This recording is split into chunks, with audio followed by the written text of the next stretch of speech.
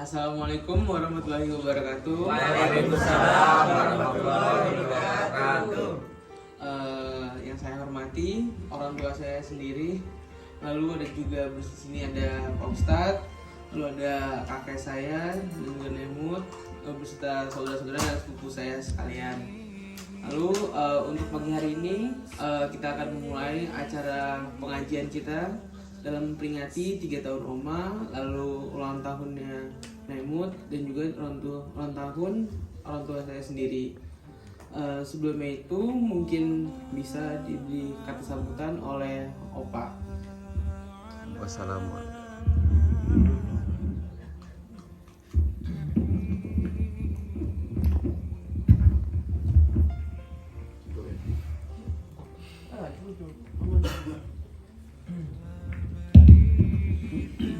Bismillahirrahmanirrahim. Assalamualaikum warahmatullahi wabarakatuh. Alhamdulillahirabbil alamin wa bihi nasta'in ala umuri dunya waddin. Asyhadu an la ilaha illallah wahdahu la syarika lah wa asyhadu anna Muhammadan abduhu rasuluh la nabiyya ba'dahu. Bismillahirrahmanirrahim. La yadurru ma'asmi syai'un fil ardi wa la fis samawati was-sami'ul 'alim. Raditu bil rabba wa bil islami dinan wa bi Muhammadin sallallahu alaihi wasallam nabiyya. Yang sama-sama kita hormati Ustadz kita, Ustadz Sam, yang barangkali tidak asing bagi kita. Beliau ini adalah salah satu di antara Ustadz kondang tingkat papan atas. Dan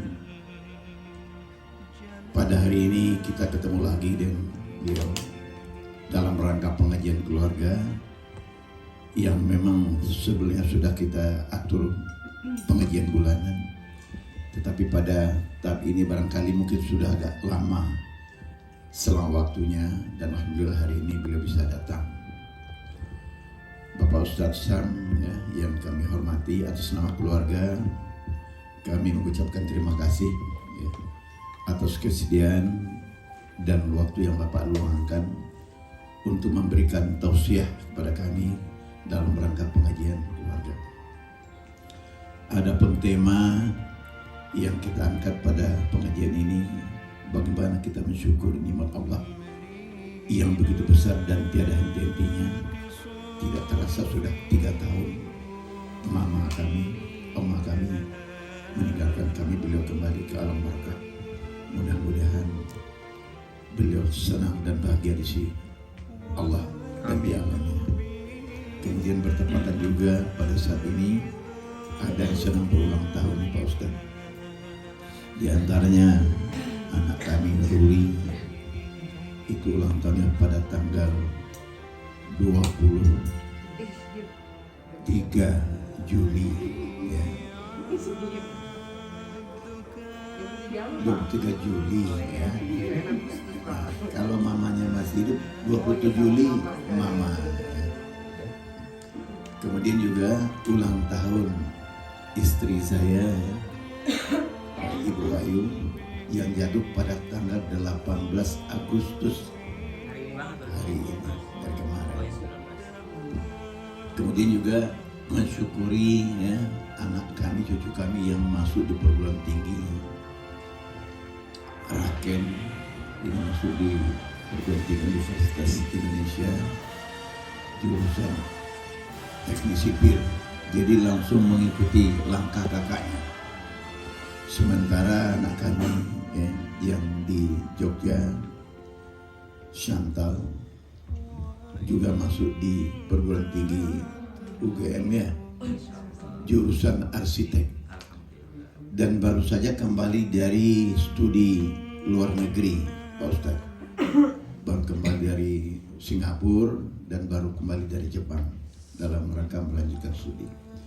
Jadi inilah beberapa nikmat yang diberikan kepada Allah kepada kami, dan barangkali sangat patut kita syukuri ya, melalui pengajian-pengajian ini. Barangkali itulah sekedar pengantar ya, dan kami mohon kepada Pak Ustadz untuk memberikan tausiah bagaimana untuk memantapkan iman dan takwa para keluarga kami secara pribadi-pribadi. Mungkin pada titik beratnya, ya titik berat iman takwa melalui sholat wajib, sholat sunat dan pengajian-pengajian lain. Demikian barangkali. Terima kasih. Bila taufiq wa hidayah. Wassalamualaikum warahmatullahi wabarakatuh. Bismillahirrahmanirrahim. Alhamdulillahirabbil alamin. Alhamdulillahirabbil alamin. Alhamdulillahirabbil alamin. Wa bihi nasta'inu ala umurid dunya waddin. Wassalatu wassalamu ala asyrafil anbiya'i wal mursalin sayyidina Muhammadin wa ala alihi wa sahbihi ajma'in. Allahumma la sahla illa ma ja'altahu sahla wa anta taj'alul hazna idza syi'ta sahla. Subhanaka la ilma lana illa ma 'allamtana innaka antal alimul hakim. Rabbi shrah li sadri wa yassir li amri wahlul 'uqdatam min lisani yafqahu qawli waj'al li waziran min ahli. Amin ya rabbal alamin. Hari yang berbahagia, berkumpul kembali kami bersama dengan keluarga yang salah satu inspiring family, salah satu keluarga inspiratif yang insya Allah yang senantiasa menjaga silaturahimnya. Dan mudah-mudahan sebagaimana Allah senantiasa kumpulkan di dunia, Allah kumpulkan kembali di Jannatul Firdaus. Amin. Dan alhamdulillah ala kulli hal, hari ini sebenarnya acaranya tasyakuran. Tasyakurannya Karuri, tasyakurannya Ibu Fitri. Kenapa tadi Opa bilang Bu Ayu? Fitri Ayu. Fitri Ayu. Ada Fitri, ada Ayu, Ada Hilda. Hilda. Panggil tapi diminta panggil Ibu Ayu aja. Ibu Ayu. Kalau kamu pengen Ibu Fitri. Oh berarti tahu kok anaknya. Oh gitu. Harus gitu. Biar yang lain golongan lain cara manggilnya. Jadi udah tahu duluan. Oh ini teman SD nih. Oh ini teman ini. Oh ini anak yang manggil gitu. Tapi pengajian arahnya kan dari Pak Ustadz juga dulu. Masya Allah. Bu Ayu yang sedang berulang tahun, kemudian adik-adikku yang masuk ke perguruan tinggi, yang insya Allah semakin tinggi perguruannya, semakin tinggi juga ilmunya. Semakin tinggi ilmunya, semakin tinggi amalnya. Semakin tinggi amalnya, semakin tinggi juga akhlaknya. Harus begitu. Karena tujuannya orang berilmu supaya bisa berkelakuan baik. Tujuannya orang berilmu supaya bisa beramal. Tujuannya orang beramal supaya dapat ridho Allah. Tujuannya orang beramal supaya dapat ridho manusia, ridho Allah juga. Karena untuk apa amalan yang banyak kalau ternyata tidak mendapatkan ridhonya Allah Subhanahu wa taala.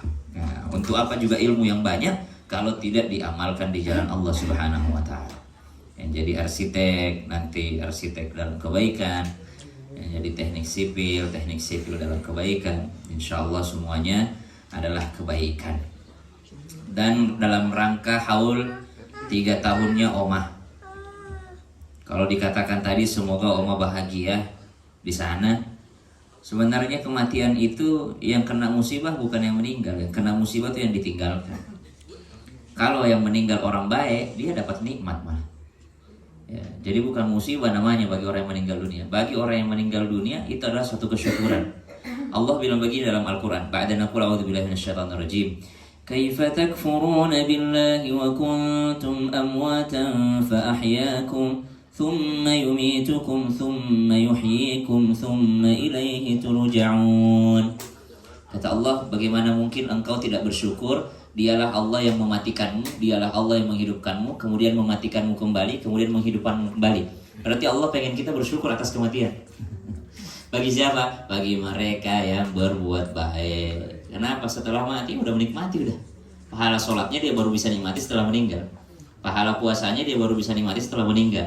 Pahala zakatnya, hajinya, umrohnya semua baru bisa nikmati setelah dia meninggal dunia. Makanya dikatakan dalam Al-Quran, kaifa takfurun, bagaimana mungkin engkau bisa kufur, bagaimana mungkin engkau tidak bersyukur bahwasanya Allah yang mematikanmu, Allah juga yang menghidupkanmu. Nah, jadi subhanallah, kematian itu nikmat bagi mereka orang baik. Dan kita berharap Oma memang orang baik insya Allah. Amin. Dan dicatat sebagai orang baik di mata Allah Subhanahu wa ta'ala. Nah, hari ini kalau disebut tasyakur, kita itu bukan syukuran, namanya tasyakuran. Beda bersyukur, beda tasyakuran. Kayak biasanya judulnya itu kan tasyakuran. Apa itu tasyakur artinya? Tasyakur itu artinya bukan bersyukur. Tasyakur artinya belajar bersyukur. Belajar bersyukur. Karena kalau bersyukur itu tingkatannya tinggi. Ada syukur dengan lisan, Syukur dengan lisan itu alhamdulillah. Nyebut alhamdulillah. Itu syukur dengan lisan. Ada syukur dengan hati. Syukur dengan hati itu apa? Meyakini semuanya dari Allah. Semua dari Allah. Ya sudah. Berarti syukur alhamdulillah. Ganti jabatan, naik jabatan, alhamdulillah. Anak-anak lulus, semua ini tidak ada yang bisa kecuali atas izin Allah. Berhasil lulus di UGM, berhasil lulus di UI, semuanya karena izin Allah.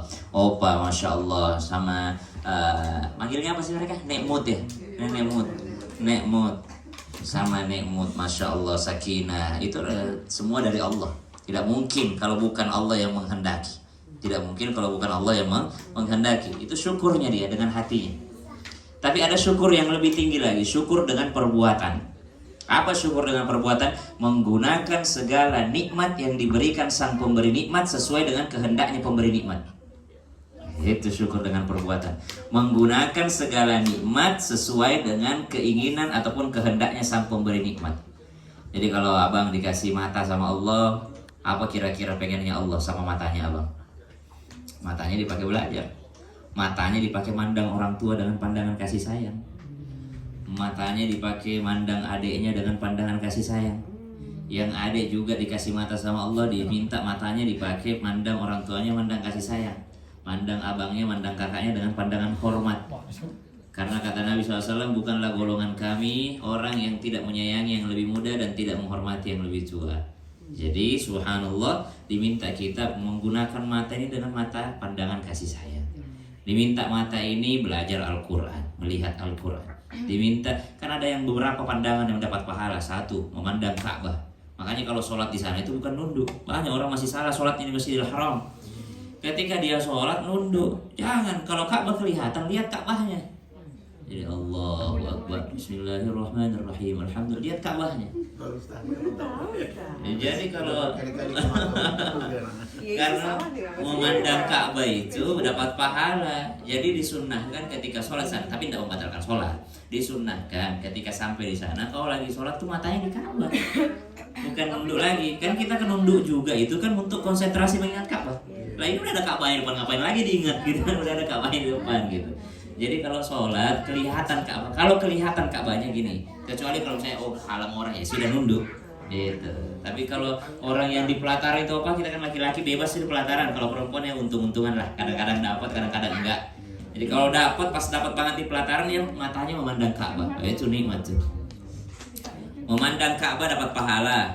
Memandang Al-Quran dapat pahala. Jadi makanya orang kadang-kadang itu kita lihat kalau sholat tarawih, orang Arab walaupun dia hafal Quran, dia pakai Qurannya begini. Kenapa? Supaya pada saat sholat dapat juga matanya pahala. Karena dia mandang Al-Quran gitu. Makanya ada kaligrafi segala macam, itu mandang Al-Quran. Kemudian mandang apa lagi? Mandang wajah orang tua dengan pandangan kasih sayang, dapat pahala itu. Cukup mandang aja. Pandanglah dengan pandangan kasih sayang. Ya. Siapa yang memandang mamin rajulin, tidak ada seorang nadhratar rahmatan ya yanzuru ila abawaihi, dia memandang bapaknya, memandang ibunya dengan pandangan nadhratar rahmah, dengan pandangan kasih sayang, kecuali dia diberikan pahala senilai haji mabrur. Anak yang memandang orang tuanya dengan pandangan kasih sayang. Karena banyak juga orang kalau dia pandang orang tuanya pandangan benci. Apa sih mama gitu. Apa sih mama? Apa sih? Kalimatnya sama lagi. Apaan sih mah? Gitu. Pandangan benci. Jangan, yang dapat apa kalau gitu? dapat murka ya Allah. Jadi pandangannya pandangan cinta, pandangan kasih sayang. Ya Allah, inilah ibuku yang melahirkanku. Ya Allah, inilah opa waktu aku kecil. Inilah bapakku, inilah ayahku, inilah papaku. Pandangan kasih sayang, pandangan cinta kasih sayang terhadap orang tua itu mendapatkan pahala haji mabrur. Orang berangkat saja belum tentu mabrur. Pahala haji mabrur. Kata sahabat kepada Nabi SAW, ya Rasulullah, ya udah kalau gitu aku mau mandangin 100 kali dalam sehari biar dapat 100 pahala haji. Kata sahabat, apa kata Nabi SAW? Walaupun engkau mi'ata alf, kalau kau pandang orang tuamu 100.000 kali dalam sehari, Allah bisa memberikan lebih banyak daripada itu. Jadi nanti banyak orang pahala hajinya lebih dari 100.000. Kenapa? Karena dia sering biasa pandang orang tuanya dengan pandangan cinta kasih sayang. Lagi-lagi tuh akhlak tuh. Kenapa? Karena ilmu itu akan didapati juga disertai dengan baiknya akhlak.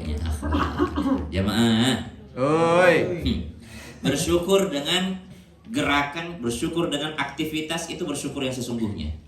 Bersyukur menggunakan nikmat yang diberikan pemberi nikmat sesuai dengan kehendaknya pemberi nikmat. Tuh. Allah pengennya apa sih dengan tangan ini? Pengennya bantuin orang. Allah pengennya apa sih dengan tangan ini? Pengennya tangan ini bekerja, berkarya.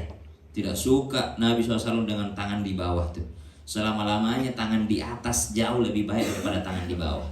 Ya, al-mu'min qawi khairun wa ahabbu ilallah min mu'min dhaif. Seorang mukmin yang kuat, yang punya kuasa, yang punya jabatan, yang punya harta, yang punya power, itu lebih disenangi oleh Allah dan lebih baik dibandingkan yang dhaif, yang lemah. Apa yang lemah? Lemah imannya, lemah ininya, buruk sangka terus sama Allah. Ya nggak mungkin lah kayaknya kita naik haji, kita mau orang itu buruk sangka sama Allah. Dari awal udah mengatakan kayaknya nggak mungkin lah orang antrian 40 tahun. Itu mengecilkan Allah namanya itu. Gimana nggak mungkin lah kita kan keluarga biasa, nggak mungkin lah anak kita hafal Quran. Mengecilkan Allah. Jangan, kita kan keluarga ini nggak mungkin anak kita ini. Oh jangan mengecilkan Allah. Ya, Allah sesuai dengan prasangka hambanya, sesuai dengan prasangka. Jadi kita berprasangka baik. Kalau harus sebentar kuliah, sebentar apa, jangan mengatakan nggak mungkin lah mah aku bisa hafal Quran, orang aku sibuk dengan kuliah aja sibuk, ini nggak mungkin lah, kita pasti sholatnya ketinggalan. Wah, itu kan sholat itu kalau engkau kejar akhirat, dunia akan mengikutimu. Ya, banyak orang setengah mati dia cari rezeki tapi lupa sama Ar-Razzaq. Ya, subuh coba lihat, waktu sholat subuh masih sepi jalanan, tapi setengah jam setelah sholat subuh udah macet. Beda setengah jam doang. Kenapa nih orang tidak macet waktu sholat subuh? Kemana dia? Dia sibuk mencari rezeki tapi lupa mencari Ar-Razzaq, pemberi rezeki. Padahal kalau kita datangi pemberi rezeki, insya Allah mudah itu kelanjutannya selanjutnya. Nah, insya Allah. Ya, adik-adikku yang insya Allah sebentar lagi juga, ini tidak terasa ini. Ya, masuk kuliah, bentar lagi menikah, bentar lagi punya anak, bentar lagi ini nggak terasa. nggak terasa, subhanallah. Jadi harus tahu kewajibannya mana, ininya yang mana, yang sunnah yang mana. Tadi kata apa? Baik itu sholat wajib ataupun sholat sunnah, subhanallah. Jadi tasyakur. Kalau dibilang belajar bersyukur, bagaimana sih bersyukur itu? Ada satu kisah tentang nabinya Allah subhanahu wa ta'ala, yaitu Nabi Ayyub alaihissalam. Ya, Nabi Ayyub alaihissalam itu diuji sama Allah. Apa ujiannya? Nabi Ayyub itulah yang dapat penyakit dari Allah Subhanahu wa taala, ya. Tapi ada sejarah kenapa Nabi Ayyub bisa kena penyakit. Jadi Nabi Ayyub itu punya hewan ternak yang paling bagus. Punya kebun yang paling bagus. Punya anak-anak juga, 8 anaknya soleh-soleha, ganteng, cakep semua Nabi Ayyub tuh. Kepintaran paling pandai di masanya Nabi Ayyub alaihissalam. Pokoknya semua punya, Nabi Ayyub punya. Udahlah nabi, ganteng semuanya. Nabi Ayyub kaya, subhanallah, semuanya pangkat semua. Nabi Ayyub saking kayanya, kata Nabi Ayyub alaihissalam, kalau ada yang jalan kaki dan capek lalu nggak punya kendaraan, ada kudaku di situ parkir, bawa aja. Saking kayanya, saking banyaknya kudanya gitu. Kata Nabi Ayyub, kalau ada yang lewat di kebunku sedang lapar, lalu dia lapar, lalu ada matang buah di situ, ambil aja makan gitu. Saking luasnya kebunnya, udah nggak dihitung lagi sama Nabi Ayyub alaihissalam. Harta banyak, anak-anak soleh semua lengkap. Kadang-kadang kan kita kan nggak punya ini, nggak punya ini, punya ini, nggak punya ini. Nabi Ayyub lengkap hidupnya. Udahlah Nabi Allah, dunianya juga lengkap. Kalau Nabi yang lain kan misalnya Nabi Isa gitu, Nabi tapi miskin gitu. Nabi Musa, Nabi tapi tersiksa dengan Fir'aun gitu ya.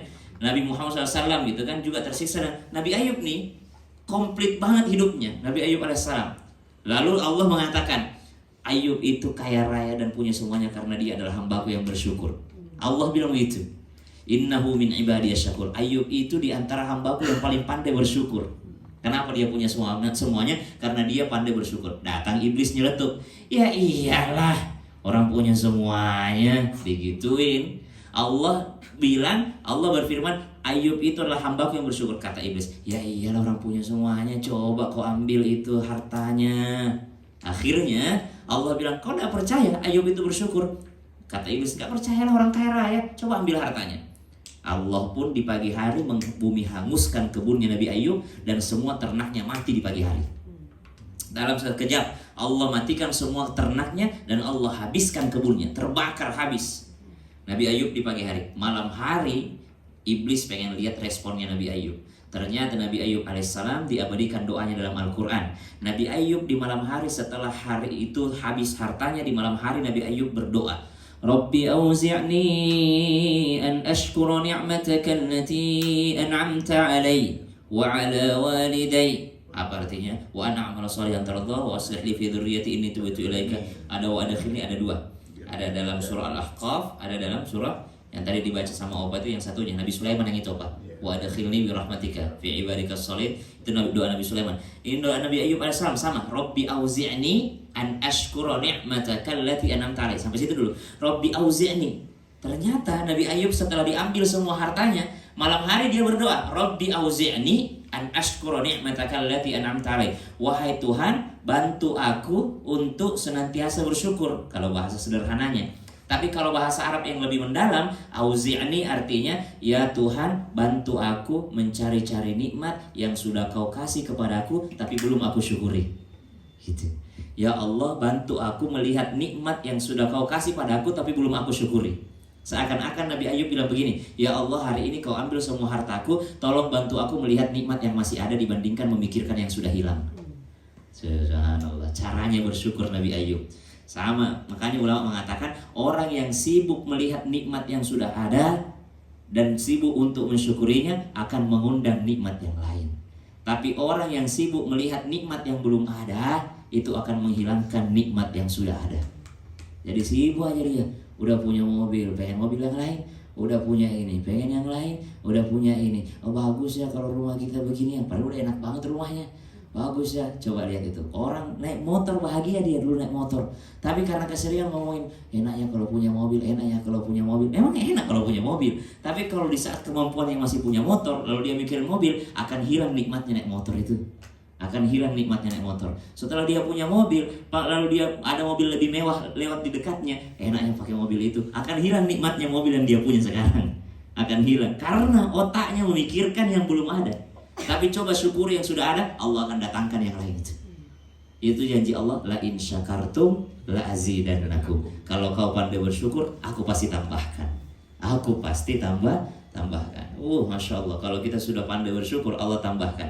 Makanya kata ulama, orang yang sibuk mensyukuri nikmat yang sudah ada akan mendatangkan nikmat yang lain. Ustaz Abi Maki itu pernah cerita waktu kuliah katanya di Mekah, bareng hajinya kan sama Abi. Waktu Abi katanya kuliah di Mekah, dia sakit gigi. Musim dingin sakit gigi. Lalu dipanggil berlima untuk baca kitab di depan syekhnya. Ketemu syekh yang paling killer, dosen yang paling killer. Di Mekah musim dingin. Pada masa itu waktu Abi kuliah, ternyata kalau nyalain lampu auto nyala AC-nya. Jadi kalau mau matiin AC, matiin lampu juga. Lah mau baca kitab, terpaksa musim dingin berlima. Namanya ruangan luas, semakin sedikit orang semakin dingin AC-nya. Lalu dia nyalain AC-nya, ternyata pada saat sakit banget giginya katanya. Pada saat beliau ini membaca, disuruh sama syekhnya membaca. Ini beliau sendiri yang cerita. Pada saat beliau baca, ternyata diketahuan sama syekhnya. Kenapa kamu? Kata dia, sakit gigi wahai syekh. Oh, udah berobat? Udah wahai syekh. Udah ke dokter? Udah wahai syekh. Udah minum obatnya? Udah wahai syekh. Terus kenapa belum sembuh? Nggak tahu nih, saya belum sembuh. Saya belum bisa tidur malamnya. Lalu kata syekhnya, ada satu obat yang belum kau lakukan. Apa tuh syekh? Kamu sakitmu sebelah mana? Sebelah kiri wahai syekh. Ada satu obat yang belum kau lakukan dan belum kau konsumsi. Apa itu? Coba kalau gigimu yang kiri bawah sakit, coba kau syukuri yang kanan. Kalau gigimu sakit sebelah kiri, coba kau syukuri yang sehat.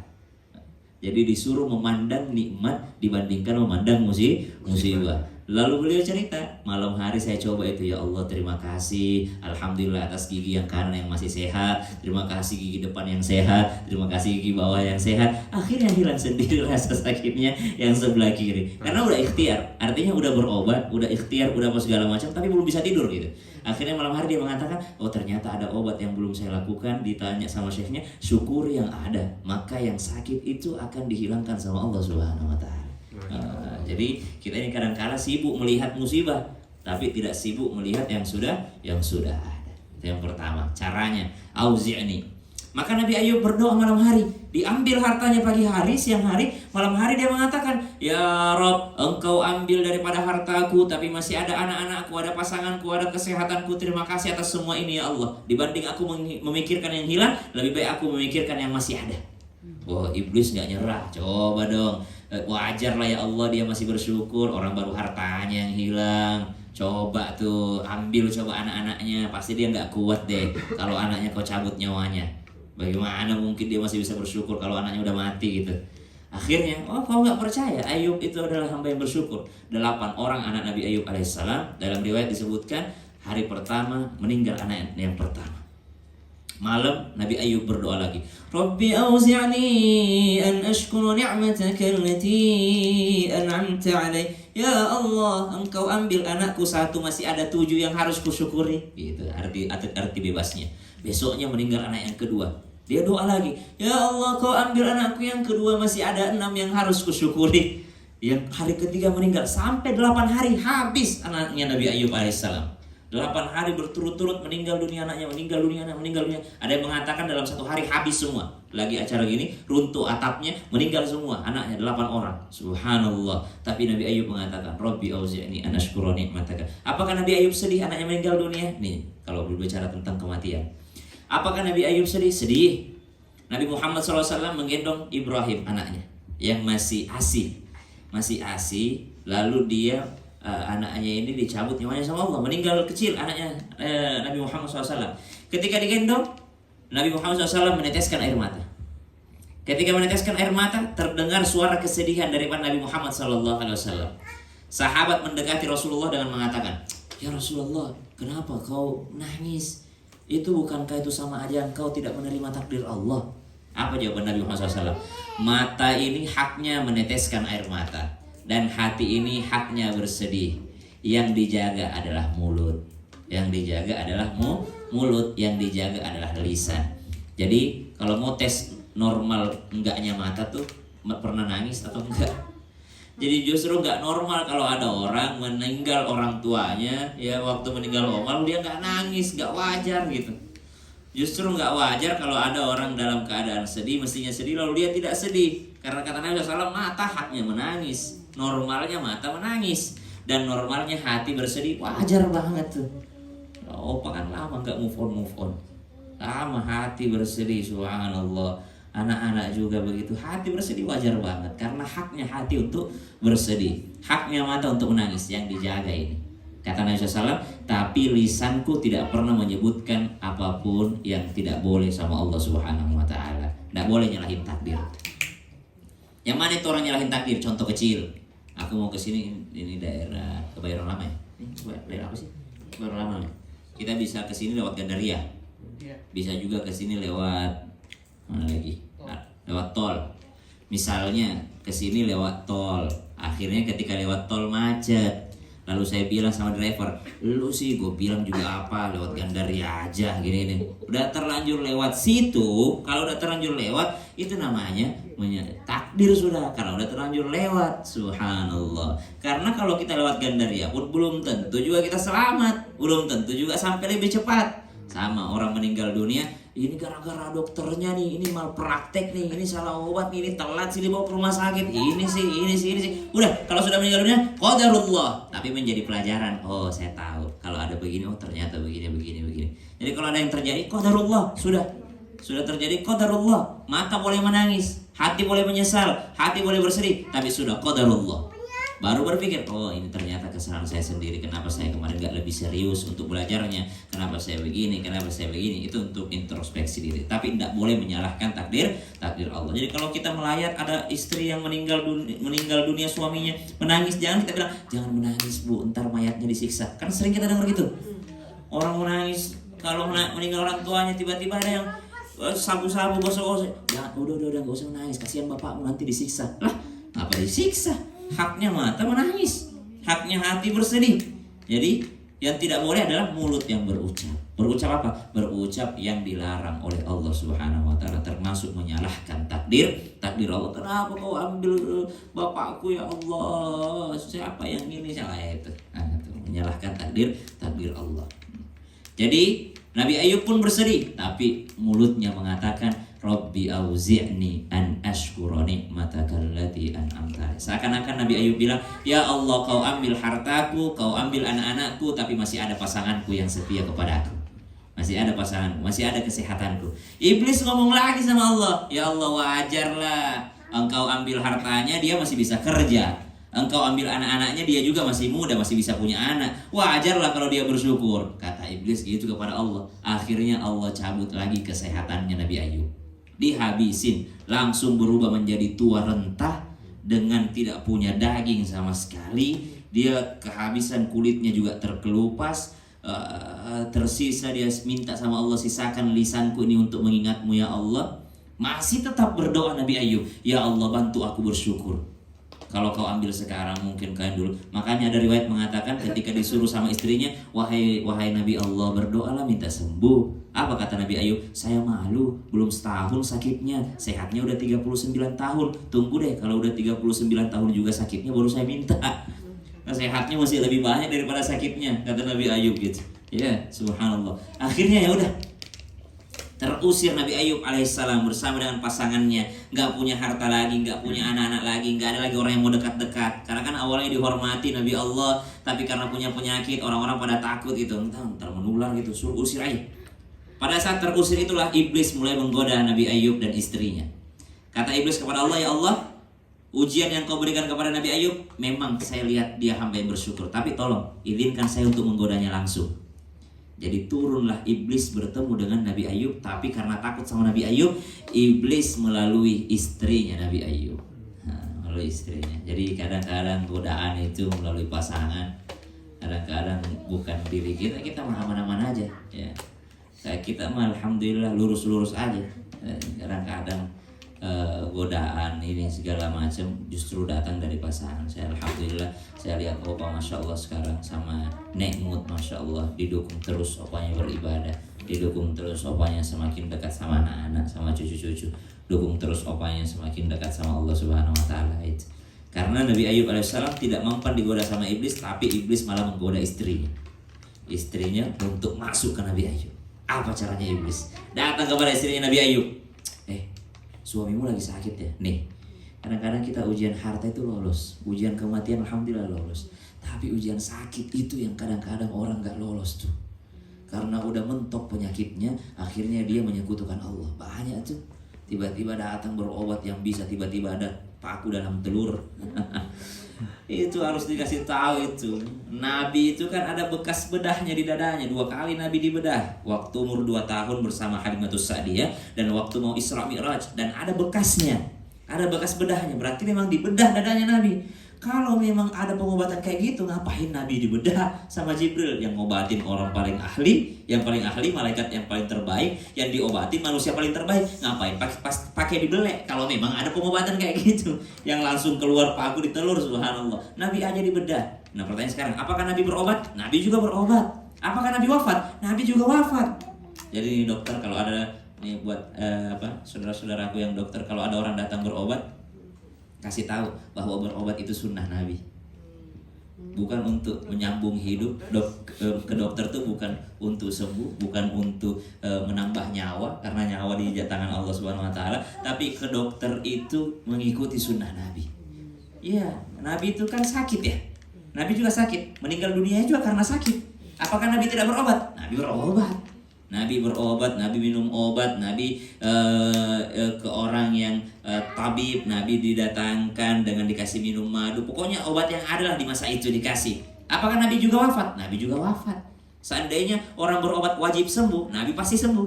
Tapi Nabi memperlihatkan kepada kita bahwa kita berikhtiar ketika sakit. Cuma hidup dan mati itu di tangan Allah Subhanahu Wa Taala. Hatta dia Nabi sekalipun. Walaupun dia Nabi sekalipun, masya Allah. Jadi berobat itu ikut sunnah Nabi Shallallahu Alaihi Wasallam. Jadi ketika Nabi Ayub didatangi istrinya oleh iblis, apa yang dilakukan iblis? Datang kepada istrinya. Ku dengar suamimu lagi sakit ya. Kata istri Nabi Ayub alaihissalam, iya suamiku lagi sakit. Kok kamu tahu? Saya ini orang pintar katanya. Saya ini orang pintar, saya tahu semuanya. Terus gimana?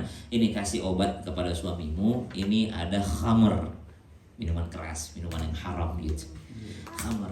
Kata istrinya Nabi Ayub, nggak mungkin suamiku mau minum itu. Enggak lah, dia itu pasti udah putus asa. Ini kasih minum setetes aja langsung sembuh itu. Dia itu udah putus asa. Dibawa sama istrinya, wahai suamiku, aku ketemu orang pintar, katanya dia tahu penyakitmu segala macam, ini obatnya. Apa itu khamr? Dilempar sama Nabi Ayub. Nggak ada Nabi Allah yang pernah minum khamr. Besoknya iblis nggak menyerah. Nah, itu iblis tidak pernah menyerah. Itulah kenapa kita habis wukuf di Arafah, ngapain kita? Habis wukuf di Arafah kita langsung lempar jumroh. sebelum lempar jumroh kita mabit di Muzdalifah. Ngapain di Muzdalifah? Batu Memutin batu. Untuk diapain batu itu? lempar Untuk lempar. Simbol melempar Iblis. melempar setan. Padahal di Arafah kita habis diampuni dosanya. Kan tidak ada satupun orang yang wukuf kecuali diampuni dosanya. Makanya berdosa orang yang menganggap dirinya belum diampuni ketika sudah wukuf di Arafah. Justru dia berdosa ketika dia merasa diampuni nggak ya, itu berdosa itu pada saat itu. Pada saat itu dia berdosa, bahkan dosa besar. Itu buruk sangka kepada Allah. Semua yang hadir di situ, itu hebatnya itu hari Arafah, tidak ada yang menandinginya. Lailatul Qadar kita menganggap Lailatul Qadar mulia, iya. Tapi siapa yang bisa memastikan kapan Lailatul Qadar? Tidak ada. Tanggal berapa Lailatul Qadar? Tidak ada yang bisa memastikan. Hari Arafah bisa dipastikan? Bisa. Tanggal 9 Zulhijjah. Tuh. Kalau Lailatul Qadar dianggap mulia karena turun malaikat. Lailatul Qadar turun malaikat. Hari Arafah Allah yang turun. Saking mulianya. Tidak ada satu hari pun yang berkumpul semua wali-wali Allah di atas muka bumi ini kecuali hari Arafah. Semua wali-wali Allah di atas muka bumi ini berkumpul, baik secara jasad ataupun ruh. Itu semua berada di padang Arafah itu. Nah, itu diampuni semua dosa. Tapi coba lihat, setelah kita suci dari dosa, apa yang Allah bikin skenario kan untuk kita? Langsung ambil senjata lawan setan. Langsung ke Muzdalifah. Kenapa? Karena setan tidak akan pernah tinggal diam melihatmu bersih dari dosa. Makin gencar dia pasti menggoda kita. Kenapa? Karena dia, ini orang habis dibersihin nih. Gak ada noda, gak ada kotoran. Bikin dia berdosa lagi ya. Coba lihat, setan gak akan pernah tinggal diam.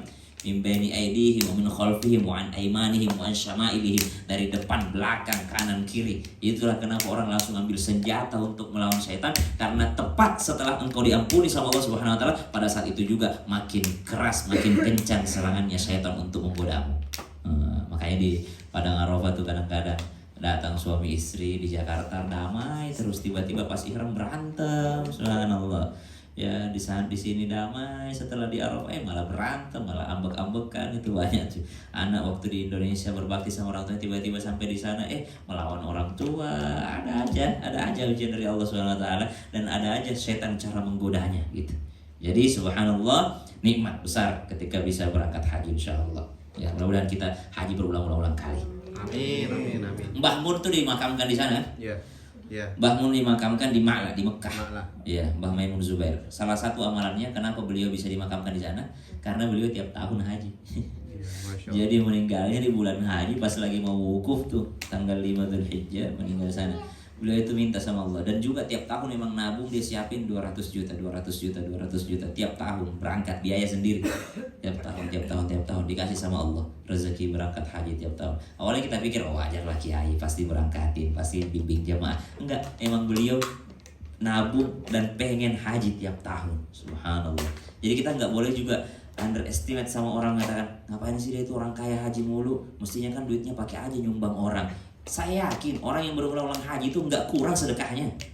Pasti dia banyak sedekah juga. Nggak mungkin juga dia nggak pernah sedekah sama tetangganya, nggak pernah sedekah sama orang miskin. Itu orang yang berulang-ulang umroh, itu pasti juga banyak sedekahnya sama orang itu.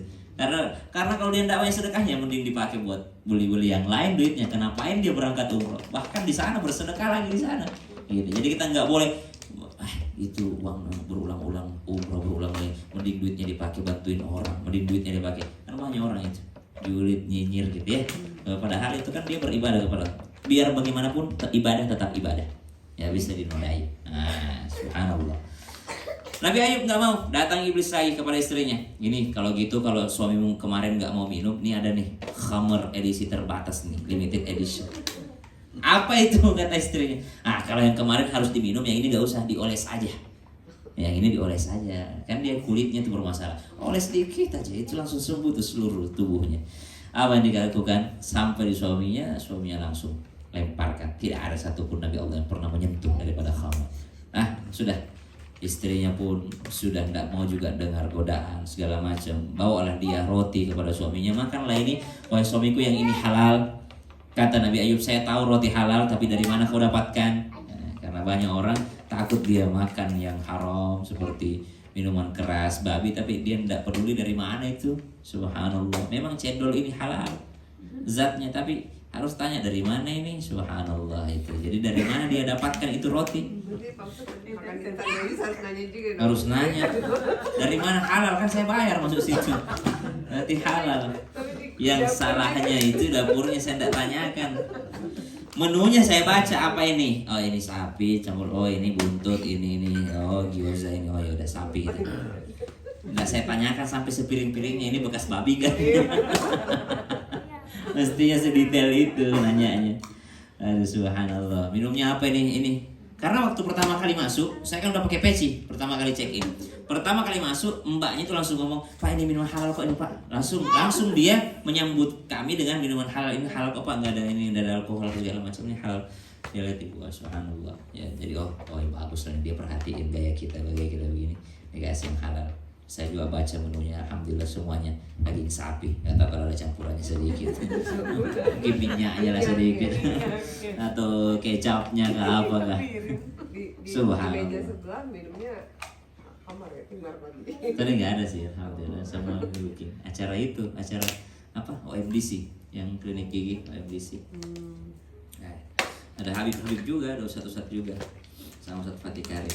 Ya, alhamdulillah akhirnya dimakanlah sama Nabi Ayub. Ternyata itu daripada jual istrinya Nabi Ayub jual rambutnya. Zaman dulu tuh rambut tuh masih dijual belikan, dipotong dijual belikan untuk jadi hiasan.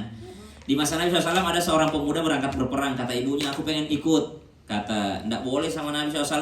Akhirnya apa yang dilakukan ibunya? Ibunya motong rambutnya lalu diikatkan di tapal kudanya, di tapal kakinya di kudanya itu jadi supaya rambut ibunya ikut syahid di medan perang.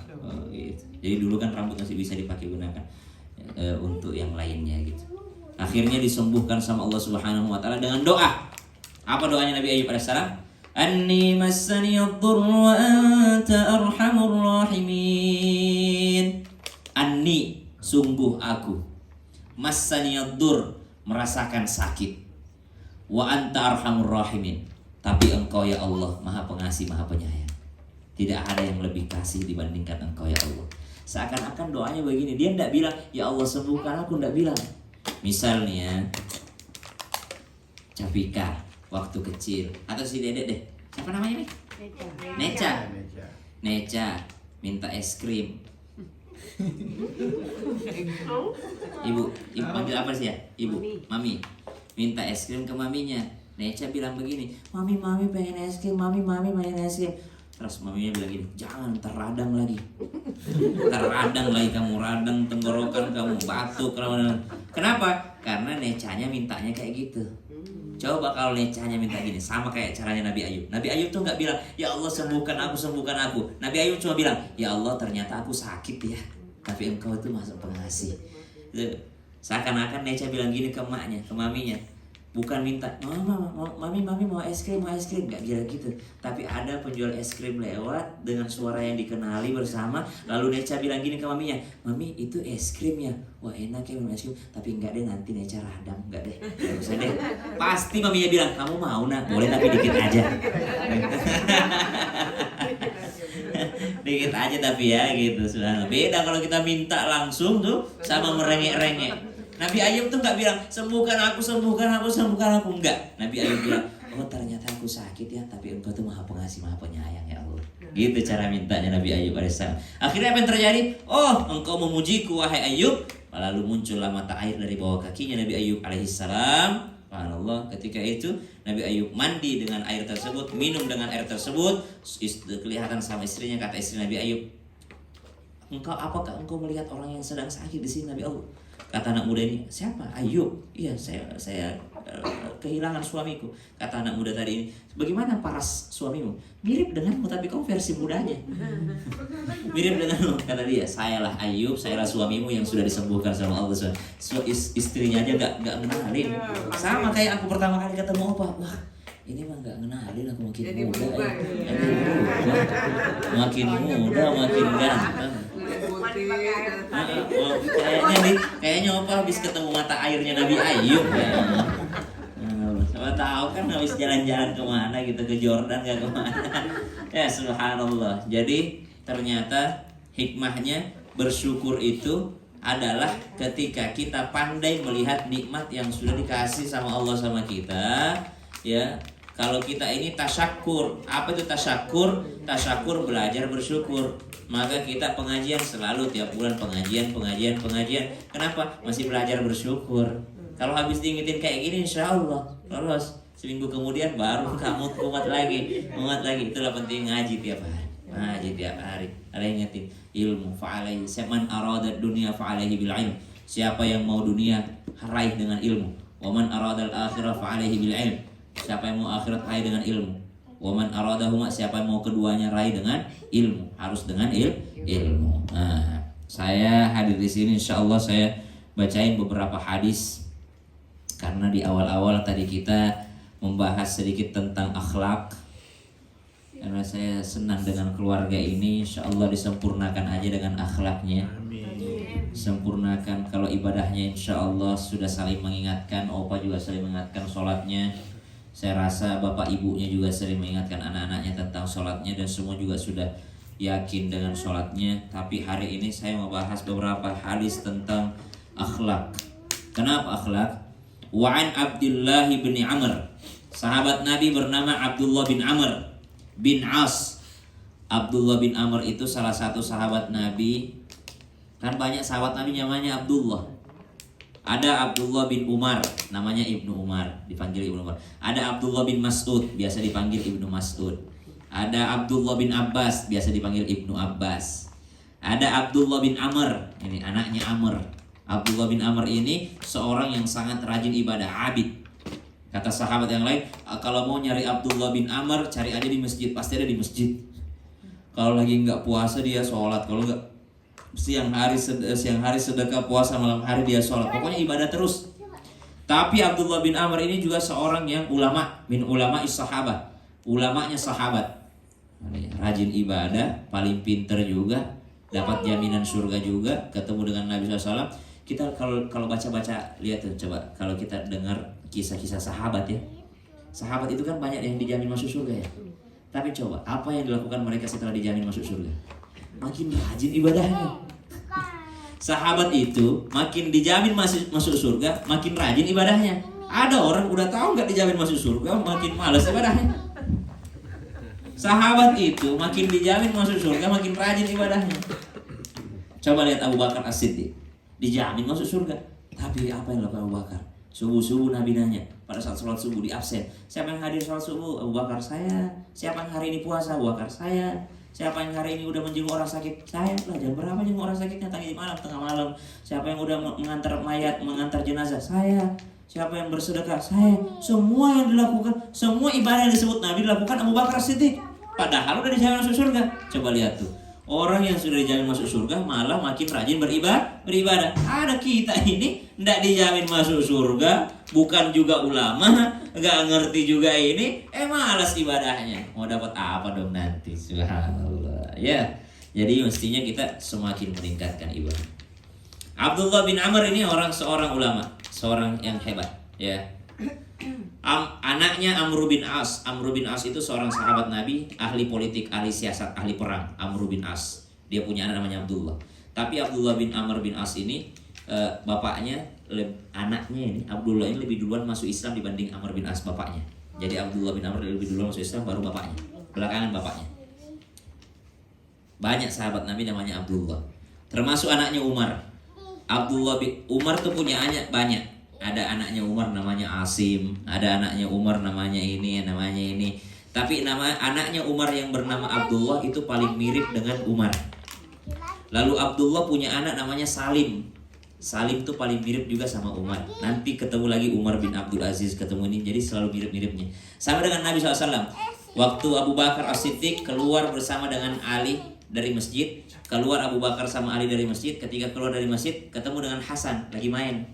Habis sholat Isya ketemu dengan Hasan lagi main, cucunya Nabi. Lalu Abu Bakar gendong Hasan naik ke atas ininya, ya pundaknya, ya di atas pundaknya bercanda gitu. Ali kan bapaknya, Hasan ini kan anaknya Ali, ya, cucunya Nabi SAW. Ali kan menantunya Nabi. Pas digendong sama Abu Bakar, langsung Abu Bakar bilang begini, ini siapa? Ini Hasan ini jauh lebih mirip kepada Nabi dibanding kepada bapaknya. Ini Hasan ini jauh lebih mirip kepada Rasulullah dibandingkan kepada bapaknya. Kenapa bisa? Karena anak Rasulullah ada 7, tapi yang paling mirip sama Rasulullah adalah Fatimah. Sedangkan Fatimah adalah emaknya Hasan. Jadi dalam riwayat disebutkan bahu, dada sampai ujung rambut itu Hasan sangat mirip sama Rasulullah. Tapi dada ke bawah, ke kakinya, ke jalannya, ke bentuk-bentuk postur tubuhnya itu Husain lebih mirip kepada Rasulullah. Jadi bagi dua, Hasan Husain. Kalau Hasan kepalanya sampai rambutnya mirip sama Rasul, kalau Husain adiknya, bukan kembar ya. Husain itu beda berapa tahun. Husain itu adiknya. Kalau Husain dada ke bawah yang mirip sama Rasulullah. Jadi jalannya, larinya, tingginya itu lebih mirip Husain kepada Nabi dibandingkan Hasan. Tapi kalau wajah lebih mirip Hasan kepada Nabi dibandingkan Husain. Ya, subhanallah. Semoga kita ketemu sama mereka nanti di surga. Amin. Apa kata Abdullah bin Amr? Dia bilang begini. Abdullah bin Amr bilang bahwa qala lam yakun Rasulullah sallallahu alaihi wasallam fahisha wala mutafahisha. Kalau kita mau bicara akhlak yang baik, nih anak-anakku, adik-adikku, ya, adik-adikku yang dimuliakan Allah. Kalau mau bilang akhlak yang baik, gimana sih akhlaknya Nabi itu? Kata Abdullah bin Amr, salah satu akhlak baiknya Nabi, lam yakun, tidak pernah didapati.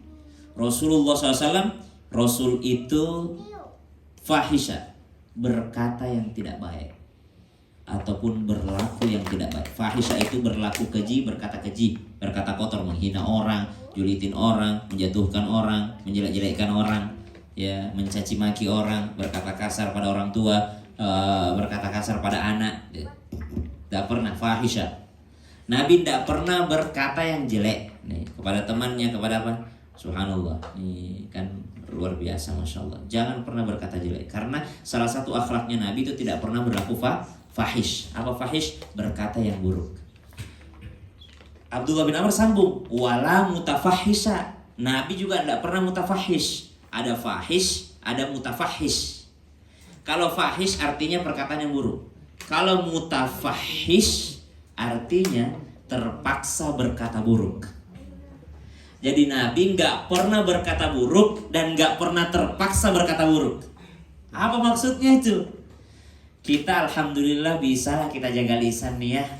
Ya alhamdulillah udah dididik sama opa sama oma dari dulu untuk baik mulutnya, untuk tidak pernah berkata kasar. Alhamdulillah anak-anak cucu-cucu semua alhamdulillah baik tutur katanya. Berarti dia sudah tidak fahish. Tapi kalau mau sama Nabi, seperti Nabi, wala mutafahish, jangan mutafahish, jangan pernah terpaksa berkata buruk. Yang mana tuh? Kalau kita sama orang yang baik sama kita, alhamdulillah bisa nahan. Tapi ada yang terpaksa berkata buruk. Kenapa? Mau gimana lagi Ustadz? Dia yang duluan ngejek saya. Saya mah nggak pernah hina orang, tapi saya ada batasnya sabarnya. Emang udah keterlaluan nih orang nih. Nah, itu terpaksa itu namanya. Itu namanya berpaksa berkata keji. Dia tidak pernah berkata keji secara normalnya tidak pernah dia berkata yang tidak baik. Tapi suatu ketika dia dalam keadaan terpaksa berkata keji. Tetangganya emang udah resek banget, emang tetangganya cuy. Emang tetangganya resek banget, emang udah nggak bisa dibiarin katanya. Wow, mohon maaf Ustaz, kalau begini saya nggak harga diri namanya ini. Pokoknya kau, wah, keluar langsung ada perkataan jeleknya itu. Nabi mutafahish. Nabi itu baik dalam keadaan normal ataupun dalam keadaan tidak normal, Nabi tetap berkata yang baik. Nah, kalau mau ikut akhlak baiknya Nabi, tingkatannya luar biasa. Seperti siapa?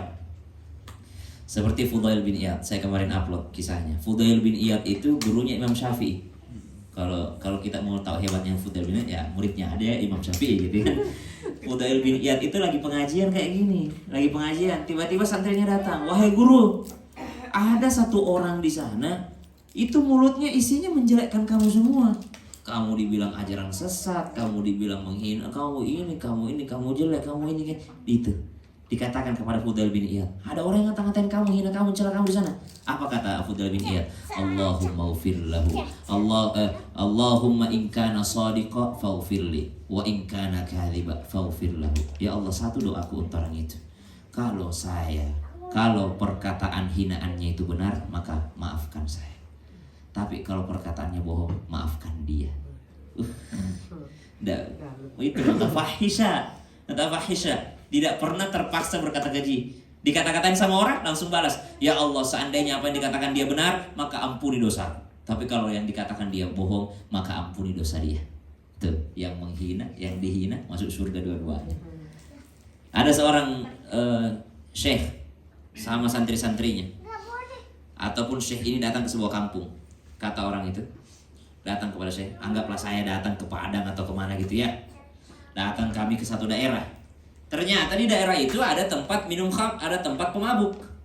Pokoknya nggak pernah kita pengajian dia mabuk aja di situ. Saya safari dakwah di situ, anggaplah seperti itu. Ada seorang ulama, dia safari dakwah, dia 3 hari di kampung itu, pokoknya itu anak muda nggak pernah melewatkan itu mabuk depan pengajian. Mabuk aja kerjanya. Berkatalah muridnya itu ulama, dia katakan, Syekh, udah kita doain aja dia. Udahlah, kayaknya nggak mempan dakwah nih sama dia, doain aja lah, doain aja.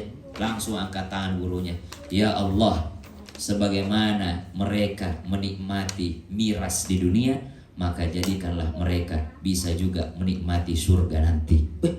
Kaget muridnya, bukan itu doanya. Maksud saya doain mati kah, kena azab kah? Doain itulah. Apa kata saya? Tidak begitu caranya berdoa. Caranya doakan dia, ya Allah, sebagaimana dia sangat menikmati minuman keras di dunia, maka buatlah juga dia sangat menikmati nanti surga di akhirat.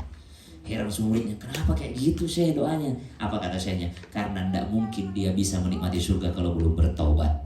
Artinya saya doain mereka taubat, karena saya doain supaya mereka masuk surga. Dan tidak mungkin dia bisa masuk surga kalau baru berhenti minum tanpa bertobat, dalam bahasanya. Tapi tidak mau mutafahish, tidak mau mengucapkan kalimat yang buruk. Begitu juga perlakuan Nabi SAW sedang tawaf.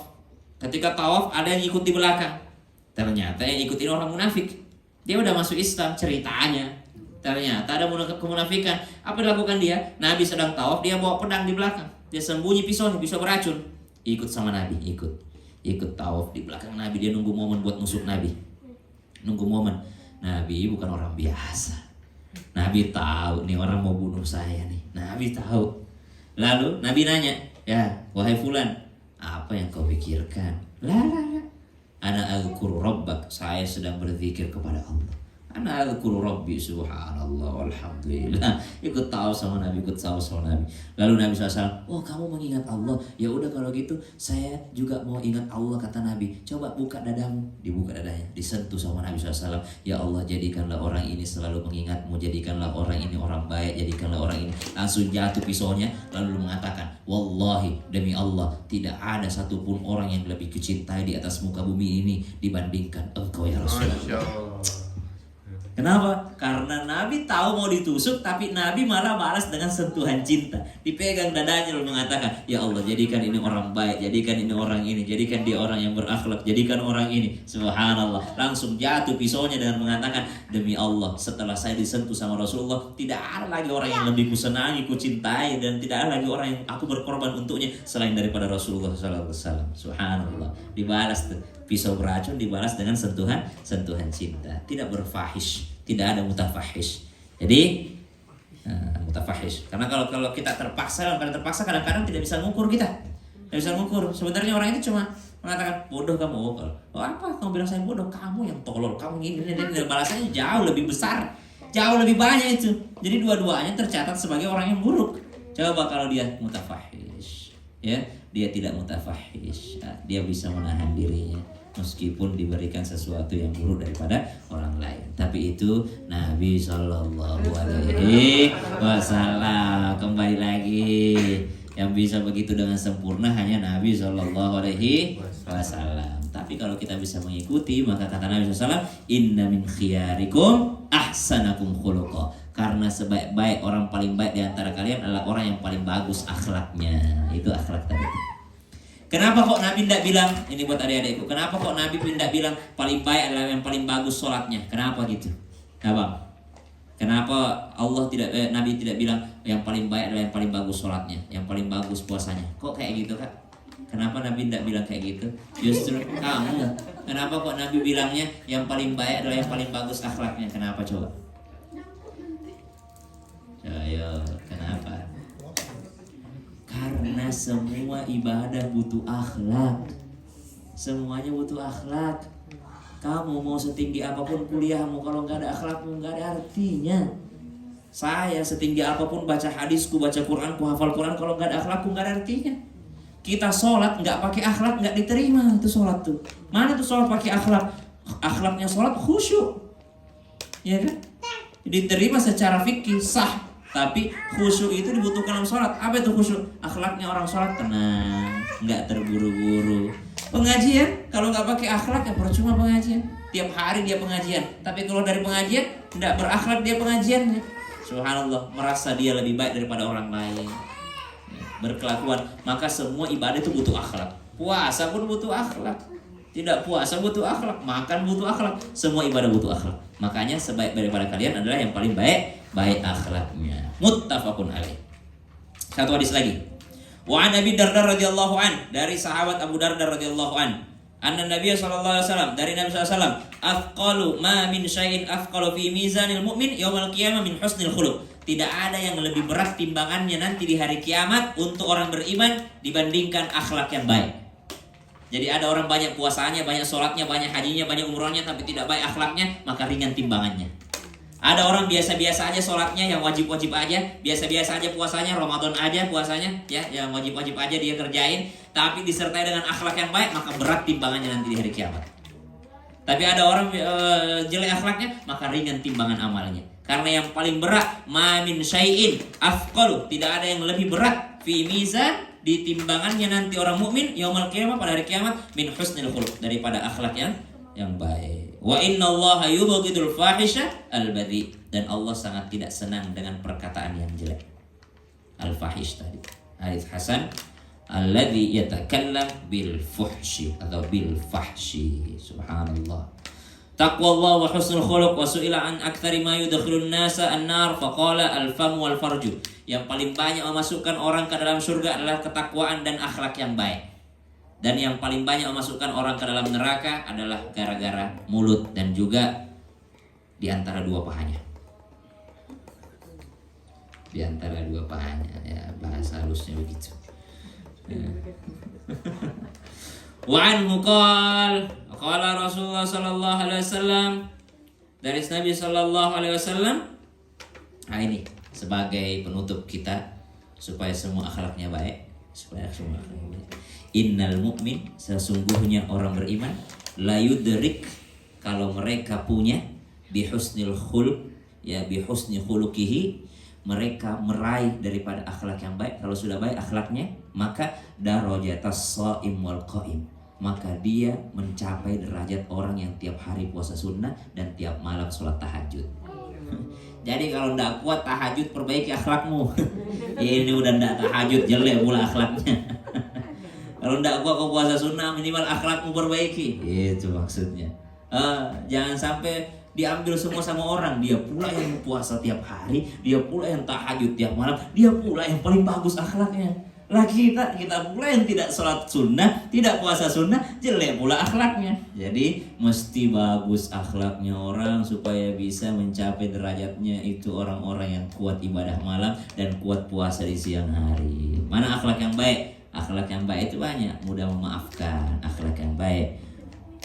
Akhlak standar itu apa kata Al-Quran? Walladzina yunfiquna fis sarra'i wad-dharra'i wal kadhimina al-ghayz, mampu menahan amarah. Akhlak standar tuh, dikata-katain orang, disakitin orang, dia tahan emosi. Nahan emosi itu belum tentu memaafkan, belum tentu. Kalau naik lagi levelnya akhlaknya, wal 'afina 'anil nas, akhlak baik, memaafkan manusia. Mampu memaafkan itu akhlak yang baik. Langsung, tapi langsung, bukan memaafkan. Tunggu dulu Ustaz, untuk sekarang belum mampu aku. Belum bisa aku terima opa nikah lagi. Belum bisa aku terima nenek mood, belum bisa. Mungkin nanti ya. Tidak masuk itu. Langsung. Afinaninnas, memaafkan manusia itu langsung. Ya, semakin cepat semakin baik. Ya, insyaallah. Langsung husnul khuluq itu. Ya, kenapa? Allah bersihkan hati. Ya, Allah bersihkan hati. Paling bagus lagi apa? Wallahu yuhibbul muhsinin, dan orang yang berbuat baik. Ali Zainal Abidin, cicitnya Rasulullah. Lagi wudu. Zaman dahulu dia punya budaknya yang tuangin. Pakai apa namanya itu bahasa sini? Ya teko lah. Ya buat wudu kan zaman dulu tuh. Nah, kalau orang Bugis biasanya warna emas gitu, sama-sama lah, orang Padang orang gitu juga nih. Ya teko emas gitulah. Ya, tapi kalau muslim tidak boleh pakai itu. Ya, teko emas itu tidak boleh.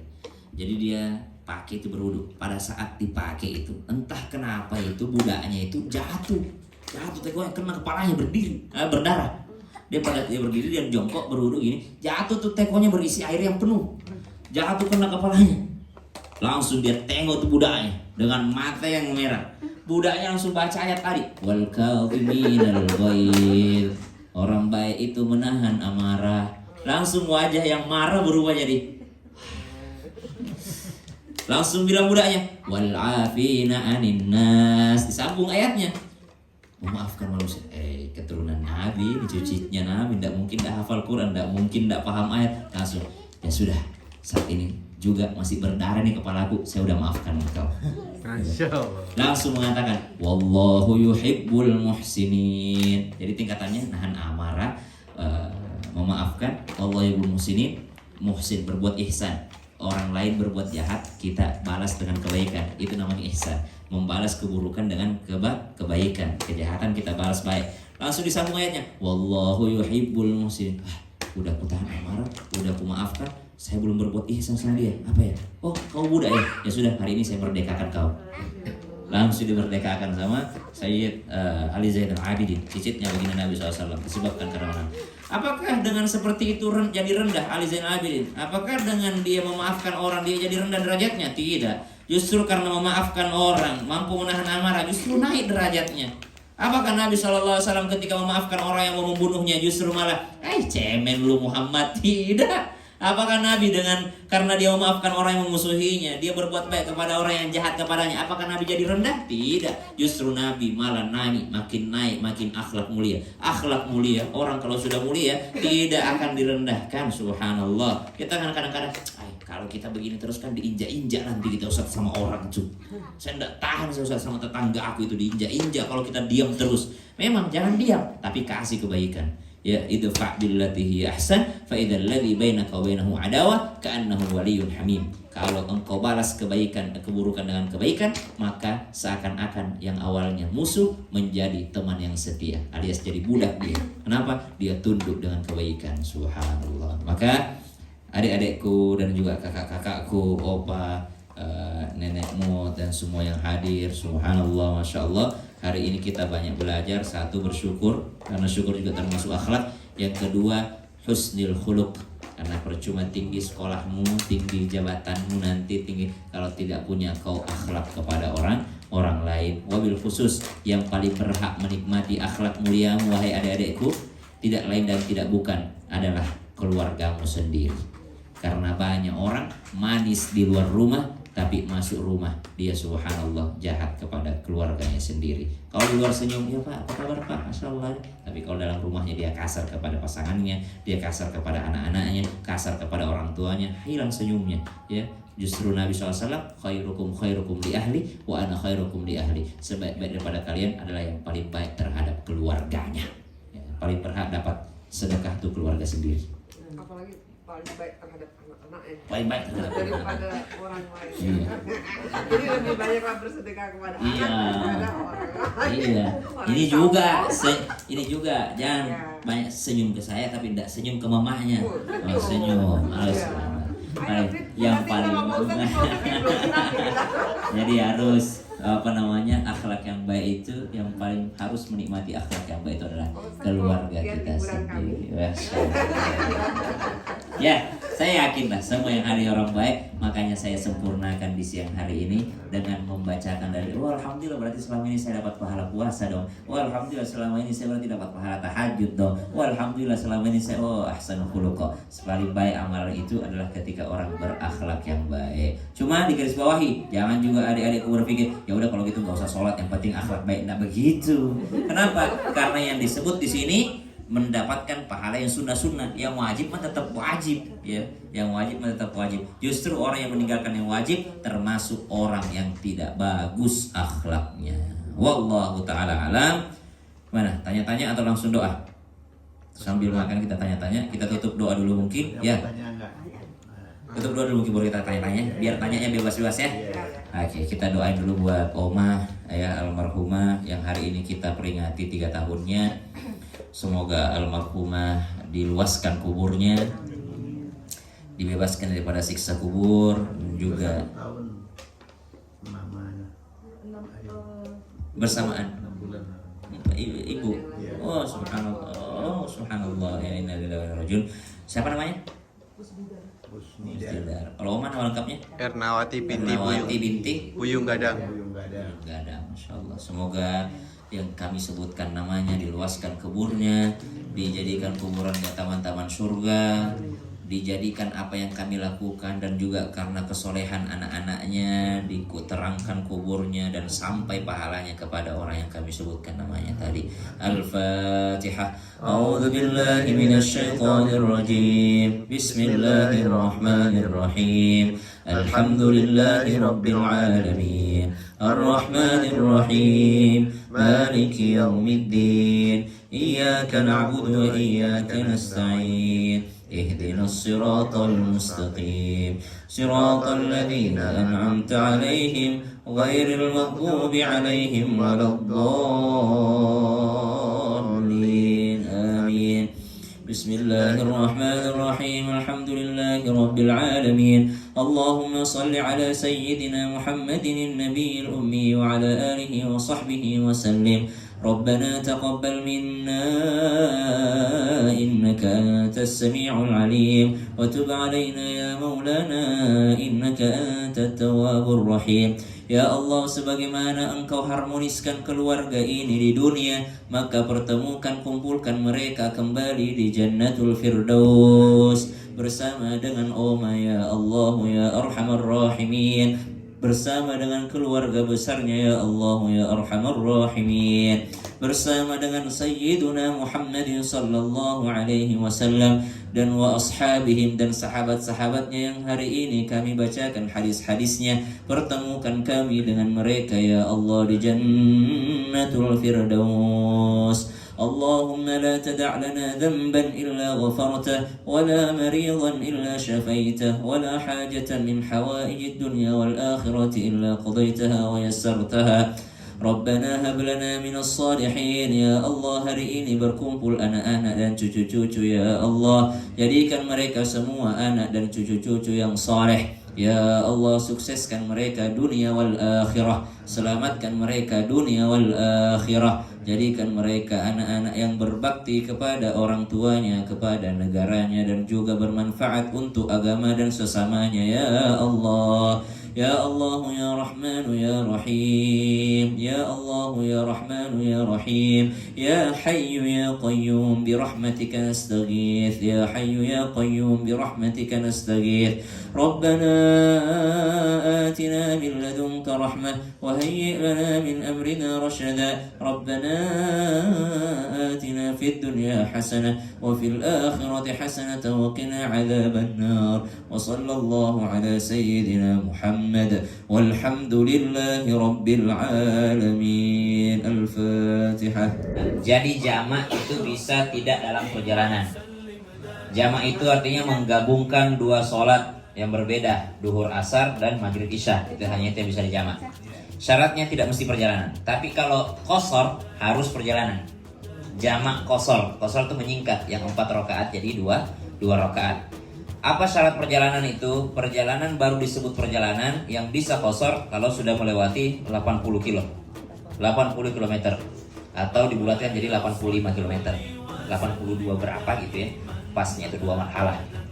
Dan disebut harus syaratnya dia baru boleh menjamak qasar kalau dia sudah melewati atau keluar daripada kampung halamannya. Kampung halaman, maksudnya saya tinggal di sini. Saya harus keluar dari sini minimal melewati komplek ini.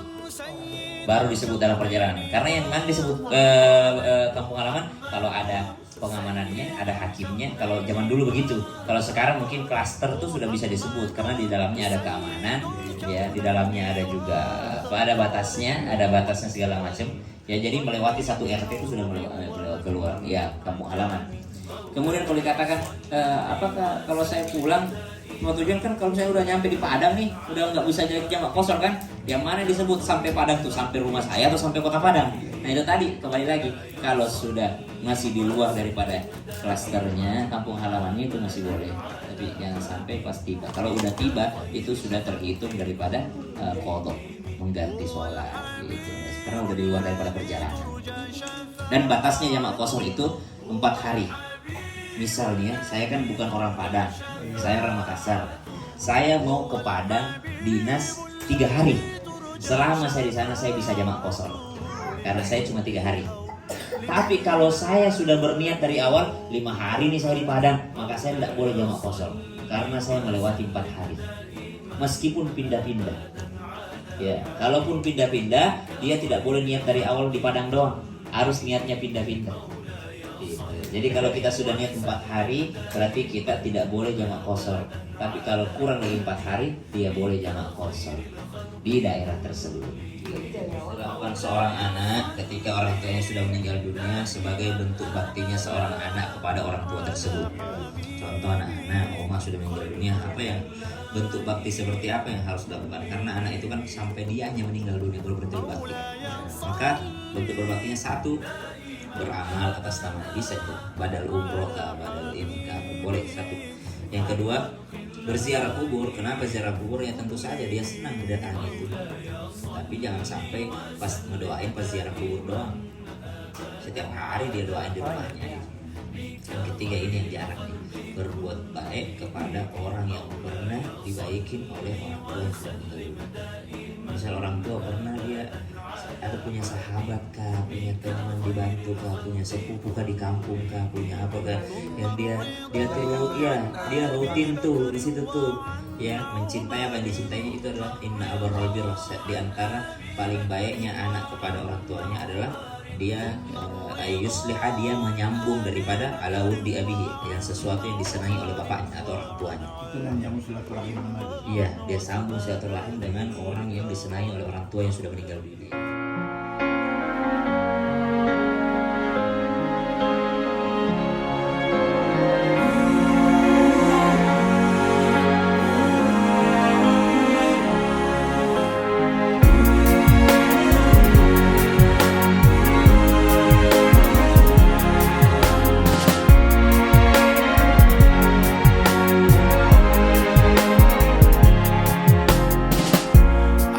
So far from you, yet to me you were always so close. Warahmatullahi wabarakatuh. Waalaikumsalam warahmatullahi wabarakatuh.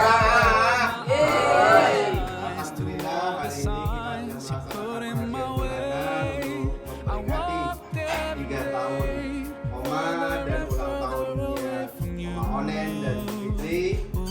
Kajian hari ini telah selesai dilaksanakan. Insya Allah kita akan bertemu lagi di lain waktu. Assalamualaikum warahmatullahi wabarakatuh.